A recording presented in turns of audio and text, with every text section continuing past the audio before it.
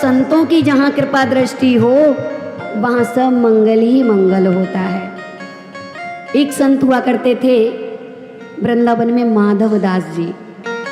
माधव दास जी महाराज का एक था कि वो भिक्षा के लिए जाते थे। कहते हैं कि अगर संत आपके यहाँ आए तो बिना दक्षिणा की जाने ना दें, कभी भी।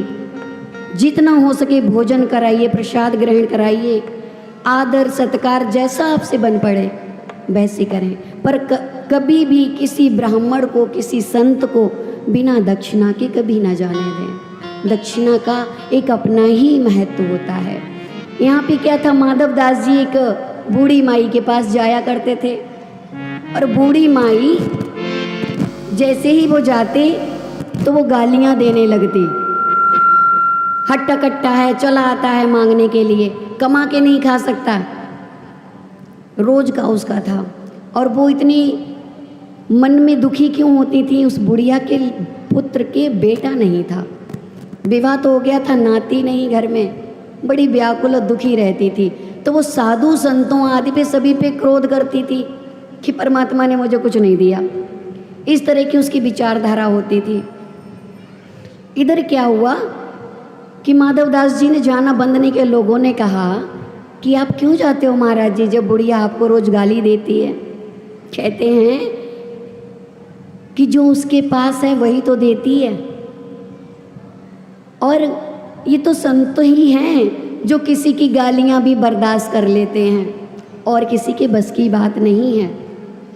एक दिन क्या हुआ, अपने चौके में पोता लगा रही थी, और वैसे ही माधव दास जी आ गए कि मैया भिक्षा दे। और मैया ने देखा इधर उधर, और वही पोता उठाया और फेंक के मार दिया। बाबा जी के सीने पे लगा, बड़े प्रेम से उन्होंने उठाया और लेके चल दिए। क्या कहते हैं, बड़े प्रेम से उनसे कहते हैं कि पोता फेंक कर मारा। तो मैया, ये माधव दास का वचन है कि जा तुझे भी पोता ही होगा, तूने मुझे पोता फेंक के मारा तो जा तेरे भी पोता ही होगा। कुछ समय के उपरांत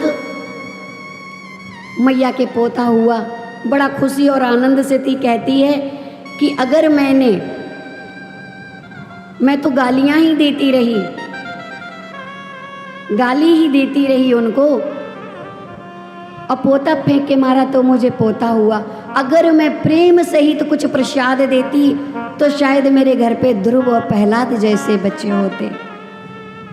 ये तो मैंने पोता फेंक के मारा, तब तो मेरे साथ ये हुआ कि मुझे पोता मिला खिलाने को। अगर मैं प्रेम से उनको कुछ भेंट स्वरूप करती तो शायद है कि मेरे घर में ध्रुव और प्रहलाद जैसे योग्य बालक होते। नाना प्रकार से मन में गिलानी करती है मैया। और मगर संत माधव दास ने उस पोते को धोया, कंकड़ मिट्टी सब निकाल दिए, और फिर उसे घी में उन्होंने सेका। सेकने के उपरांत बड़े प्रेम से उन्होंने उसकी ज्योति बना दी। मिट्टी के कंकड़ अंकड़ सब निकाल के साफ सुथरा करके घी की ज्योत बन गई उसकी। और बनने के उपरांत रोज उससे ज्योत जगाने लगे। तो पोता भी कहता कि धन्य है, मेरा ऐसा जीवन हो गया, मैं तो धन्य हो गया कि ऐसे संत समागम और संतों का, सदपुरुषों का मुझे साथ मिल गया।